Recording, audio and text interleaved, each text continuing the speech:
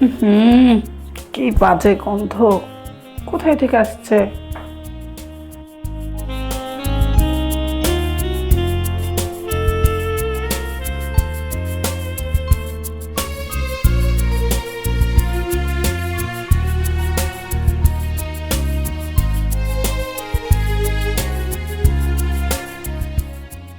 কি ব্যাপার, আপনি রান্নাঘরে কি করছেন? ম্যাডাম, ঘর ঝাড় দিচ্ছিলাম। ঘর দিয়া রান্নাঘরে আসার পথে সেই বাজে গন্ধ বেরোচ্ছিল, সেই জন্য পরিষ্কার করছিলাম। কেন, কি ছিল রান্নাঘরে? রান্নাঘরে অনেক পানি জমেছিল, ওটা থেকেই দুর্গন্ধ আসছিল, ওটাই পরিষ্কার করে দিলাম। খুব ভালো করেছেন। আচ্ছা, আপনি কি আমাদের এখানে পার্মানেন্ট কাজ করবেন? তাহলে তো ভালোই হয়।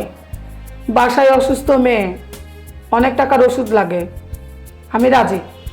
আপনার কাজ দেখে আমি খুব খুশি হয়েছি। হঠাৎ আমার বাবার কথা খুব মনে পড়ে গেল। বাবা বলতেন, যে কাজই হোক না কেন শতভাগ মন দিয়ে কাজ করলে কাজটি ভালো হবে। ঠিক আছে ম্যাডাম, কাল থেকে আমি রোজ আসবো। আচ্ছা ঠিক আছে, আজকে কাজের জন্য 2000 টাকা রাখেন।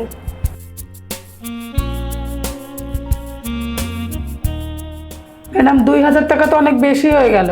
আমার সারাদিনের মজুরি তো 200 টাকা। আচ্ছা আপনি রাখেন, সমস্যা নেই।